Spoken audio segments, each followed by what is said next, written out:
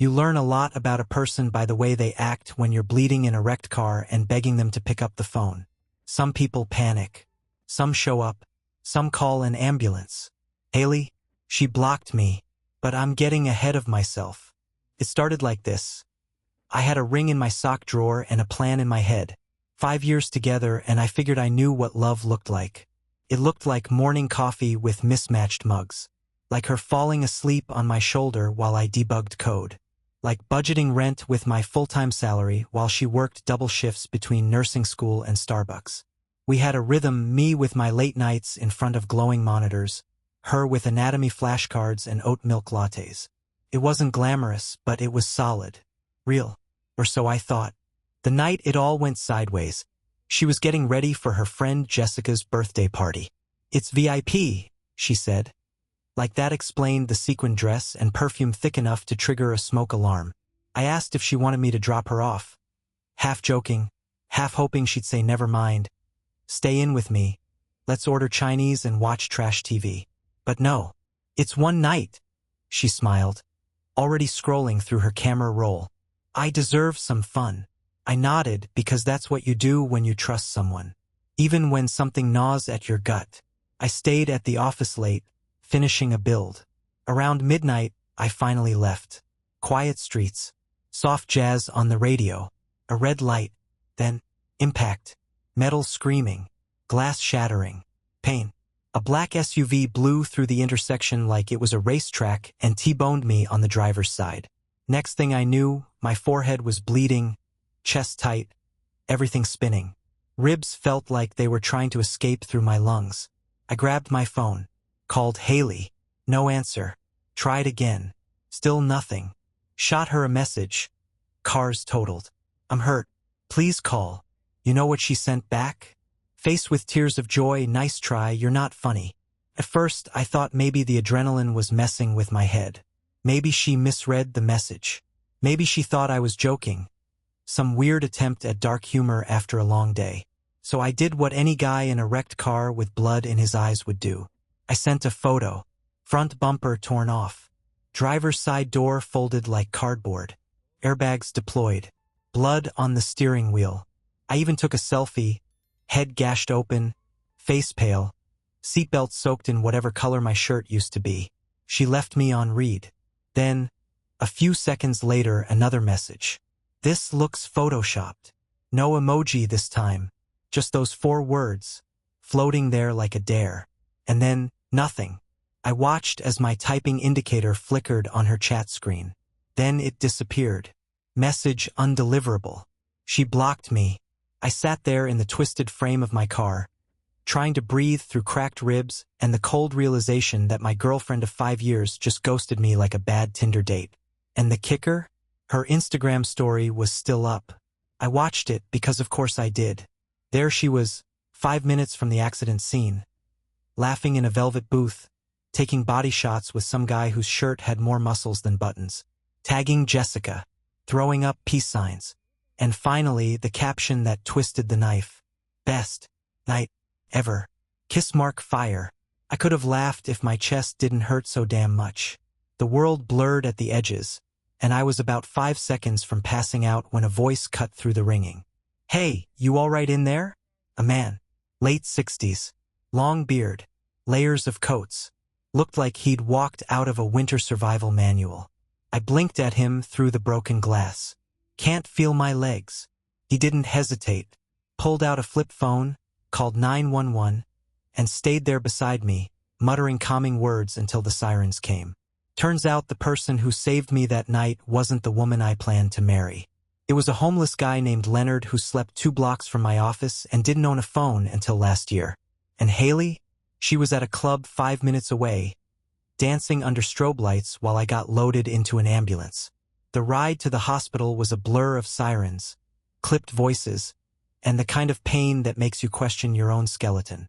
I remember someone cutting my hoodie off, another pressing gauze to my head, and the EMT in the back asking, "Anyone we should call?" "Yeah," I said, eyes fluttering. "My girlfriend. But she already blocked me." He paused. "You serious?" I nodded. He muttered something under his breath. Not quite disbelief, not quite sympathy. Just that quiet, professional kind of judgment that says yikes without needing to say it. They wheeled me into Mount Sinai at 1:12 a.m. room 412. White walls, fluorescent lights, and that unmistakable scent of antiseptic and disappointment. The ER doc patched up my head, confirmed 2 fractured ribs and a concussion. "You're lucky," he said. "Could have been a lot worse." "Yeah," I croaked, "depends how you define lucky." They left me alone after that. And for a few minutes, it was just me, the heart monitor beeping at a stubborn pace and the phone resting heavy in my hand. Still blocked. I stared at the screen like it owed me an answer. Like if I just waited long enough, she'd undo it. Realize what she'd done. Call in tears. But nothing came. Except her story updates. More dancing. More drinks. More living her best life content while mine was hanging together with stitches and morphine. And then somewhere around 3:07 a.m. everything changed. Buzz. Buzz. Buzz. 67 messages. In under 10 minutes. All from Haley. "Are you okay? Please tell me you're joking. I didn't know it was real. Why didn't you call me? I swear I thought it was a prank. Please answer. Where are you?" I read them all. Slowly. No rush. The damage had been done 6 hours ago. The apologies were just dressing on the wound now. So I typed back exactly one message. "Mount Sinai, room 412. But don't rush. Wouldn't want to ruin your best night ever." Then I turned off the phone, leaned back, and let the silence settle in. Funny how the truth doesn't explode. It just lands. I woke up to the sound of heels. Click, click, click, echoing down the sterile hallway like regret in surround sound. The door creaked open. And there she was. Haley. Still in the same club dress from the night before, silver, tight, the kind of thing you wear when you're chasing validation in a VIP booth. Her mascara had done a full lap around her face. Hair frizzed, heels wobbly, hands trembling like she couldn't decide whether to hug me or throw herself out the window. I just stared at her. She stood there in the doorway, eyes wide, like she was expecting some dramatic reunion moment. But it never came. I wasn't angry. I was done. And that's a different kind of silence. "Babe," she whispered, voice cracking. I didn't know." I raised an eyebrow. "You didn't know when I sent the photo? When I said the car was totaled? When I was literally bleeding from the skull and you decided it was photoshopped?" She opened her mouth. Closed it. Opened it again. "I thought you were messing with me. You joke like that sometimes." "Yeah," I said dryly. "Remember that hilarious prank where I crushed my ribs and got hauled off by a homeless guy named Leonard? That one always kills." Tears welled up. She rushed to my side, reaching for my hand, but I didn't give it. She looked at the machines, the 4 in my arm, the bruises spreading like ink under my skin. "I came as soon as I could," she said. "No," I replied. "You came when it stopped being fun. That one hit." She sat in the plastic chair like she'd been shot. "I'm so sorry. I was drunk. I didn't think." "Yeah," I interrupted. "That part's clear." She sniffled, wiped her face, ruined what was left of her makeup. The smell of sweat, regret, and vanilla shimmer perfume filled the room like the ghost of last night's choices. She tried again. "Let me fix this. I'll do anything." I looked at her and, for the first time in 5 years, I didn't see my person. I saw a stranger in a borrowed dress who let me bleed alone in the dark because she didn't want to lose the vibe. They say trauma makes you remember things differently. Slower. Sharper. Like someone hit pause and play at the same time. I remember how quiet it was after she stopped crying. How she looked around the room like she was hoping someone, anyone, would tell her this wasn't her fault. But no one was coming to save her from this one. The nurse walked in, clipboard in hand, glanced at Haley, then at me. "You need a few more tests," she said. "You up for a short trip?" I nodded. Haley stood quickly. "Should I come?" The nurse didn't answer. Just looked at her the way medical staff look at people who didn't show up when they should have. That subtle, clinical disappointment that says everything without saying a word. We rolled through the hallway. Slow, steady, the wheels of the gurney humming beneath me. Every bump sang a song to my cracked ribs. "I'm so glad you're okay," Haley whispered beside me, walking like a shadow. I didn't respond. And that's when I noticed it. The silence. Not just mine, but hers. Haley, the girl who could fill a room with nervous chatter and "babe, look at this TikTok" energy, was suddenly mute. Because she knew. She knew this wasn't about the SUV. Or the surgery. Or even the bruises. This was about the call she ignored. The message she laughed at. The picture she swore was fake. This was about the one moment in my life when I needed her the most and she was out doing tequila shots off someone else's stomach. The doctor ordered a scan. Haley waited outside the room. When I came out, she was scrolling her phone. I didn't say anything. She looked up, shoved it into her purse like she'd been caught with contraband. I turned off my socials, she blurted. I deleted the stories. I blinked slowly. That's nice, I said. You know what I deleted? She tilted her head. The proposal. That shut her up. Back in the room, she sat quietly for a while, watching me breathe, watching the monitors beep, probably wondering how to rewind a night she couldn't even remember clearly. I could feel her squirming in her seat. But here's the thing about betrayal, it's not always a kiss with someone else. Sometimes it's just choosing a party over a person. The next 48 hours were a crash course in emotional gymnastics, mostly hers. Haley went into full cleanup mode. Like if she cried hard enough, apologized fast enough, deleted enough digital footprints, maybe she could unbleed my forehead and reverse the impact. She brought flowers the next day. Roses. White ones. Ironic, really, the color people use for apologies and weddings. She placed them on the bedside table, carefully, like she was defusing a bomb. I watched her set them down, watched her adjust them, watched her avoid eye contact. You didn't have to bring anything, I said flatly. I wanted to, she replied, too quickly. I want to make this right. I gave a soft, humorless laugh that made my ribs ache. You think flowers do that? She bit her lip. I'm trying, okay? Try harder. She flinched, and for a second I felt bad. But then I remembered how she had to watch my story to believe I was hurt. She stayed most of that day, sitting by the bed, offering ice chips, fluffing the pillow I wasn't even leaning on, playing the part. I almost admire the effort, but not the sincerity. That part was missing, because this wasn't about me. Not really. This was about guilt, about her reputation, her record, the version of the story she could live with. Haley wasn't here because she realized what she'd done. She was here because everyone else might. My mom called that night. She'd been at a conference upstate, the one I told Haley about weeks ago, which she pretended to forget. Mom said she'd be back in the morning. Said she'd bring food. Said she was proud of me. For what? I asked, exhausted. For finally seeing her clearly, she said without hesitation. The trash always takes itself out, sweetheart. Haley overheard that one. She didn't speak for the rest of the evening. Fine by me. Silence is honest in a way apologies never are. Haley came back the next morning wearing a hoodie and leggings, hair pulled back, no makeup, the I'm a changed woman uniform. She brought coffee too. From the same Starbucks where she used to work, where she once came home reeking of espresso and pride. Now she handed me a cup like it was some kind of peace treaty. Almond milk, she said softly. Extra hot. Just how you like it. I took it. Not out of forgiveness. Out of curiosity. I wanted to see how long this performance would last. She sat down on the edge of the chair and stared at me like I was a test she hadn't studied for. I deleted my Instagram, she said. I raised an eyebrow. Was that before or after the club tagged you in 5 stories last night? Her face turned red. I'm cutting ties with them. Jessica, the whole group. I don't want that life anymore. Now, a few months ago? That speech might have worked. But here's the thing, when someone betrays you at your worst, you don't care who they unfollow. You care who they didn't show up for. I didn't respond, so she kept going. I'm gonna focus on school. I'll stop going out. I'll change everything, I swear. I turned my head slowly toward her. You keep saying I'll change like this is a rom-com where you trip over a lesson at the end. She blinked. I'm serious. So am I said. Because the issue isn't the club. It isn't Jessica. It's not tequila or too many Instagram filters. I paused, let the moment breathe. It's that I was 10 minutes from dying and you thought I was joking. She looked away, tears brimming again. But I wasn't moved. I'd seen better performances on amateur night. I'm not asking you to forgive me, she whispered. Good, I said.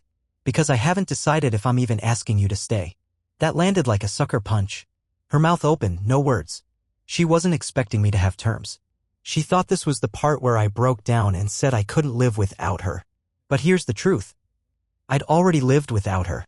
The night I needed her most? She wasn't there. I gave her one condition. Not forgiveness. Not a second chance. A condition. You want to prove this wasn't just damage control? I asked. Then stop talking. Start showing. She nodded like her neck was spring-loaded. Okay. Yes. Anything. Good, I said. Then you're going to earn trust the way I lost it slowly. She blinked, confused. No grand gestures, I added. No Instagram apologies or midnight drive-bys. I don't want roses. I want reliability. She nodded again, slower this time. Like she realized this wasn't a movie and the credits weren't about to roll over a hug in a hospital bed. That was the first honest moment we'd had in days. The next few weeks were strange. She showed up. Quiet, helpful, restrained. The girl who once couldn't get through breakfast without 3 selfies now kept her phone on silent. No posts. No stories. No glitter dresses. She cut off Jessica. Unfollowed the whole club crew. Even blocked the guy from the body shot video, some gym bro named Corey with a ring light and an energy drink sponsorship. She called it a clean slate. I called it a late start. My mom visited during this phase. She brought soup and steel in her eyes. The moment Haley left the room to take a call, a real one, from school this time, Mom leaned in. "You're not taking her back," she said flatly. "I haven't decided," I replied. "Deciding's for people who still believe in potential," she said. "You're not that boy anymore." I didn't answer. Because maybe I wasn't that boy, but I also wasn't the man who could turn off 5 years like a switch. That's what nobody tells you about betrayal. It doesn't arrive with a villain monologue and lightning in the background. Sometimes it's just one ignored call. One choice. One night. And now we were both pretending like trust was a project you could rebuild with enough elbow grease and meal prepping. But I didn't trust her. Not yet. I just wanted to see how far she'd go before she broke. A month out of the hospital and I was walking again, slower, stiffer, but upright. I looked like someone's retired uncle trying to return soup at a diner, but hey, progress is progress. Haley drove me to physical therapy twice a week. Always early. Always quiet. I noticed she never wore perfume anymore, like even she couldn't stand the smell of that night. It was her version of penance, fresh laundry, silence, and almond milk lattes like clockwork. And still, something didn't sit right. Because people don't change that fast. Not really. Not unless they're trying to bury something. One night, after she fell asleep on the couch, I opened her laptop. Not proud of it, but I wasn't curious, I was cautious. Her browser history was clean. Too clean. I checked the trash folder. Empty. Social media? Deactivated. Not deleted. Deactivated like a coat you hang up in the closet, ready for the next season. And that's when I noticed a new email account logged in, one I didn't recognize. Not her school email. Not her Starbucks account. Just a random Gmail with her middle name misspelled. I clicked it open. No inbox messages. No drafts. Just one folder. Club pics. I clicked it. Inside, dozens of photos. Not from that night, from many. Different clubs. Different outfits. Some I'd never seen before. Poses with strangers. A few with Jessica. Some with a guy whose hand kept showing up in all the right places but never had a face in frame. And then I saw the dress. The silver one. The one from the night I nearly died. Only this time she was wearing it a week before the party she said it was for. That night wasn't spontaneous. It was rehearsed. And suddenly the pieces clicked, the polished speech, the overcorrection, the immediate shutdown of her socials. She hadn't changed. She'd gone into PR mode. And the girl in the glass dress? She wasn't mourning a mistake. She was managing a scandal. There's a strange kind of clarity that hits when you realize the love of your life was running a cover-up instead of an apology. It's like someone finally wipes the steam off the mirror and you get a good look at yourself, ribs taped, stitches healing, and eyes wide open. The next morning, I didn't confront her. I just watched her. She made me breakfast, eggs, toast, smoothie. The whole "I'm wife material now" routine. She smiled like the old Haley, the one who used to dance in the kitchen with pancake batter on her nose. But all I could see was the silver dress. The way it caught the strobe lights in that story I can't unsee. The drink pouring down her neck. The hands. That one guy's hand. Always the same hand. Tattoo on the wrist. A small black symbol. Some kind of triangle or letter. That detail had haunted me for weeks. But now? Now it was a clue. I did what any modern man recovering from betrayal and a near-death experience would do. I searched hashtags. Found Jessica's public profile. Searched through tagged photos. And there he was. The hand belonged to a guy named Theo. Real name? Probably not. His account was private, but the bio said enough. DJ. Personal trainer. No regrets, just reps. I'd seen this guy before. Not in person. In background shots, in Instagram stories, in comments under Haley's old posts from last summer. The ones she swore she never partied during. He was a regular. And from what I could tell, so was she. So I kept digging. And that's when I found the message. It wasn't meant for me. It was a DM screenshot someone else had shared. Theo messaging some random girl. Bragging about this chick who ditched her boyfriend to party like she's single. Said she was nurse hot. whatever that means. And her name? Hales. There was even a date, the night of my accident. And suddenly, I wasn't just the guy who got hit by an SUV. I was the boyfriend she paused, muted, and blocked, so she could be someone else for the night. I didn't rage, didn't flip a table or call her out mid-breakfast with eggs still warm on the plate. That's not me. I'm not the screaming type. I'm the thinking type, the wait and verify type. You don't survive 5 years with someone like Haley without learning to spot the pattern behind the performance. So I spent the next few days healing my ribs and gathering receipts. The Hales reference in Theo's message? I screenshotted it. Every club photo in that hidden email folder? Archived. Even tracked down an old friend from Haley's nursing class who casually mentioned in a voice memo. She used to talk about that DJ guy like he was her escape, whatever that meant. Escape, right? And I had been the prison, the stable, rent-paying, almond milk-buying, emotionally available prison. So I waited for the moment she'd look me in the eye and lie again. Pretend she had nothing left to hide. Came on a Tuesday. We were in the kitchen. She was peeling carrots like a 1950s housewife in a YouTube apology video. She looked up and smiled. "You've been so quiet lately. Are we okay?" I nodded slowly. "We're getting there." She leaned in. I really want us to go back to how things were." And there it was. That one sentence, so clean, so rehearsed, that made me realize she truly believed this could be undone. That trust was a faucet she could turn off and on depending on whether the lighting was flattering. I didn't say anything then. I just reached into my pocket and tapped my phone screen once. Recording started.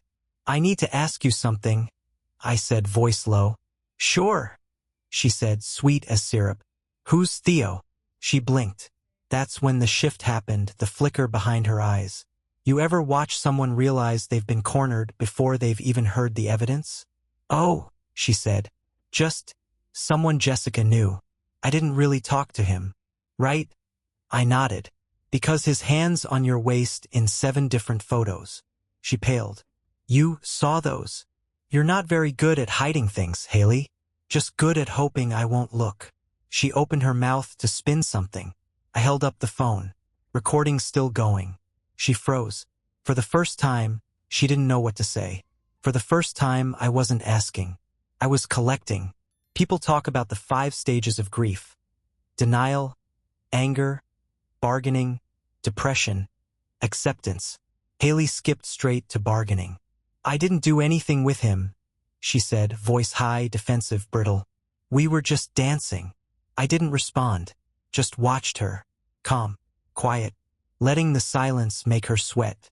"You know how clubs are," she kept going, arms folding like she was trying to wrap herself in her own excuses. "It's loud, crowded. It wasn't like that. You blocked me," I said. "I was drunk. You watched my story and laughed. I thought it was a joke. You posted best night ever while I was being stitched up." That shut her down for a beat.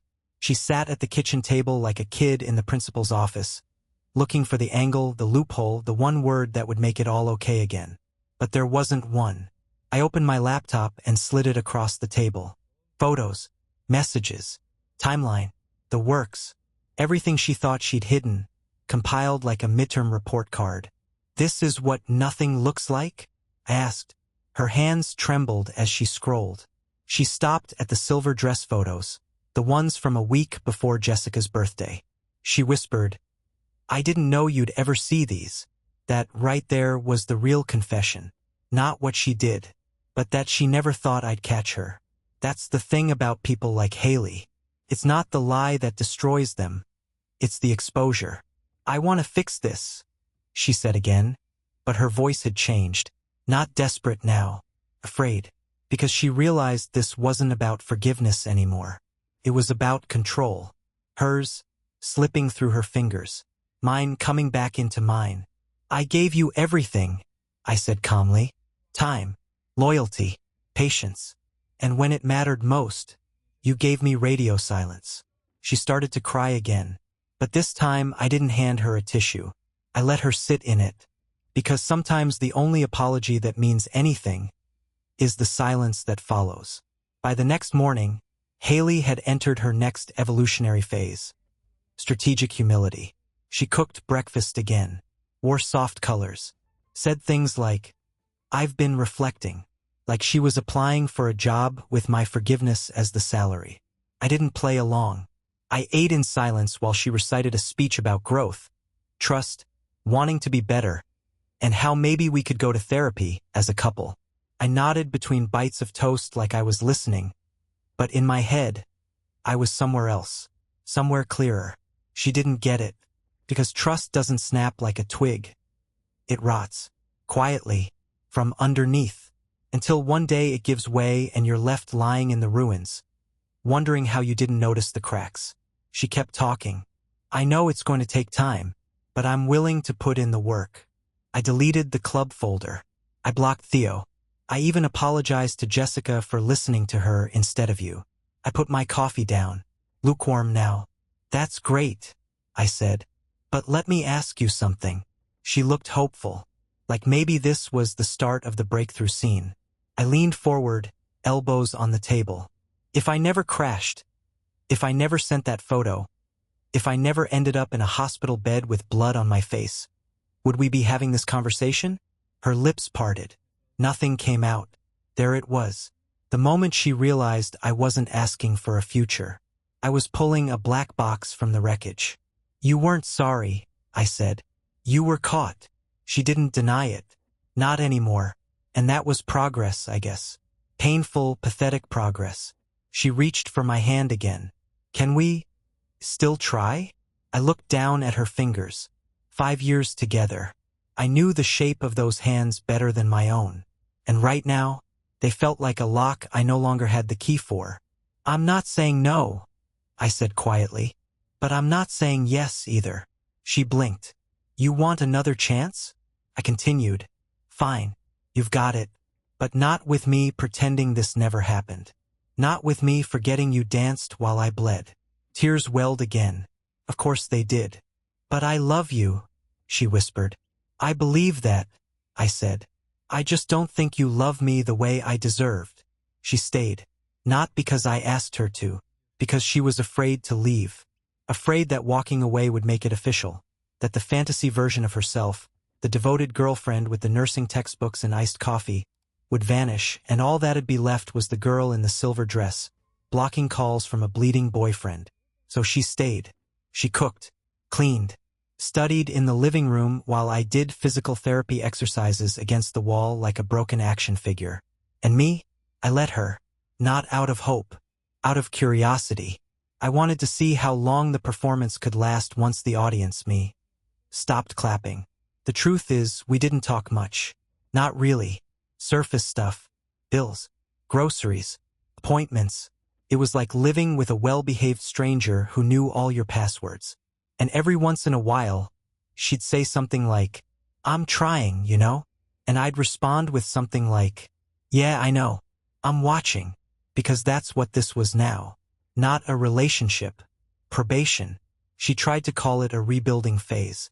I called it what it really was, the waiting room for an exit that hadn't opened yet. One night, she left her phone on the counter. I didn't touch it. Didn't need to. She wasn't hiding things anymore. Not because she was cured, but because there was nothing left to risk. The thrill of the lie had dried up. Now it was all meal prep and eye contact. I think she thought that made it noble. I was sitting on the balcony one evening, ribs still tight, watching the traffic when she came outside and sat beside me. "I was a terrible partner," she said. "You don't have to say it. I know it." I nodded. "Yeah, you were." She winced. "But," I added, "you also came back." She looked at me, eyes wide, hopeful. I held up a hand. "But showing up late to a fire doesn't mean you weren't the one who lit the match." She went quiet again. And in that silence, I realized something. I wasn't angry anymore. I was just done. Not in a slamming the door kind of way. More like packing up after a long movie, realizing the ending wasn't worth the runtime. The morning she moved out, she cried. Big, silent tears, the kind she probably practiced in the mirror once upon a time, back when she still believed in makeup tutorials and fairy tale endings. I didn't say much. just nodded as she packed. It wasn't dramatic. No yelling. No thrown plates or final speeches. Just two people who used to be everything, now reduced to awkward shuffling and shared Wi-Fi passwords. She paused at the door, holding a box labeled bathroom stuff, like it contained something sacred. "You're really not going to fight for this?" she asked. I looked at her messy bun, hoodie, eyes swollen from crying. "No," I said simply, "because you didn't fight for me when it mattered."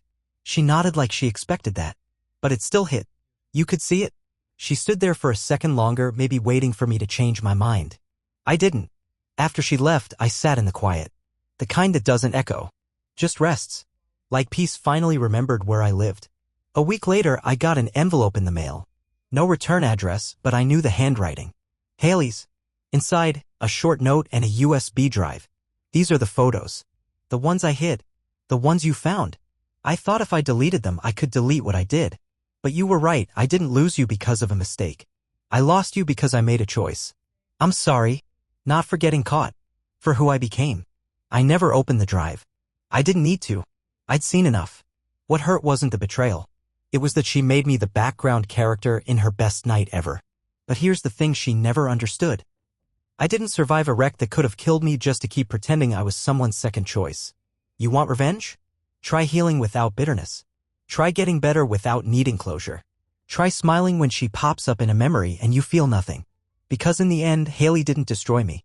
She just reminded me who I never want to be again.